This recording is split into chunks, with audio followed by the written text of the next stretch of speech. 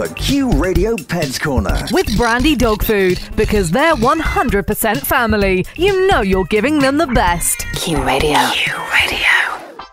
Welcome with me, Sharon Jennings. We all know what a vet does, but have you ever heard of a forensic vet? And if you have wondered what they do, well, I'm joined now by David Bailey, who's a forensic vet based here in Northern Ireland. You're very welcome, David. Now, a forensic vet, you're pretty rare. There's only 2 in the whole world. You're one of them, David. So what exactly do you do? Well, it's hard to articulate. What I do, what I specialise in really, is the evaluation of evidence involved in legal disputes involving animals or animal products. Here in Northern Ireland, we've had some high-profile animal abuse cases, and I know the work that you do would, not necessarily that you were involved in those cases, but you would help a prosecution in terms of evidence to go to court. What I tend to do is have a look at the report. If I don't do the investigation myself, I tend to have a look at a report that someone else has done, and I would provide input into the report. 2 aspects. One where I've done the primary call-out myself and done the investigation myself. The other one is what I call a secondary investigation, where someone else has done all the legwork, and it just ends up in my intro for me to sort of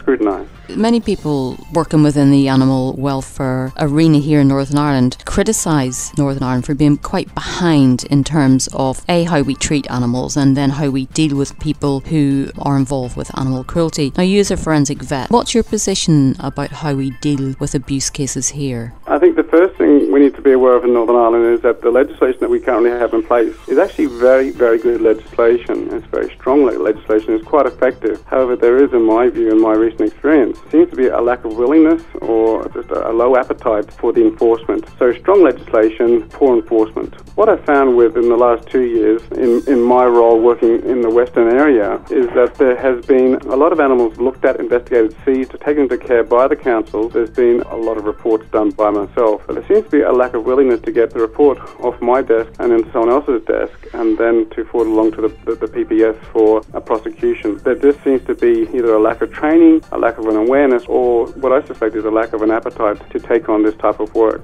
So you've been involved in cases where, in your opinion, which is a very experienced and valid opinion, you think there's clear animal abuse that has happened, and yet these cases never get to be prosecuted. That has been the majority of my experience in the last 2 years, that the majority have not been prosecuted or even gone for prosecution. That is correct.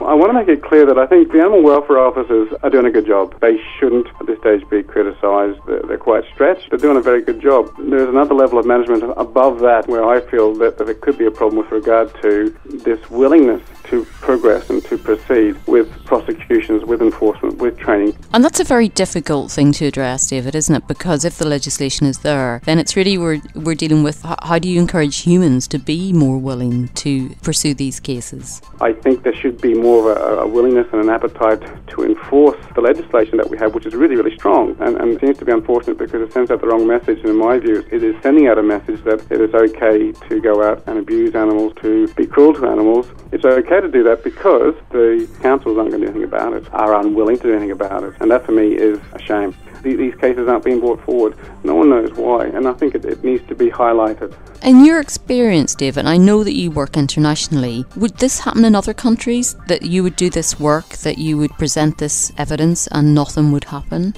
No, it's interesting that in all the other parts of the world that I work in, I come back to Northern Ireland, this is the first time this has happened to me, and this would be unusual and certainly unexpected. David, it's absolutely fascinating talking to you, and thank you so much for coming on and talking to us about the work that you do.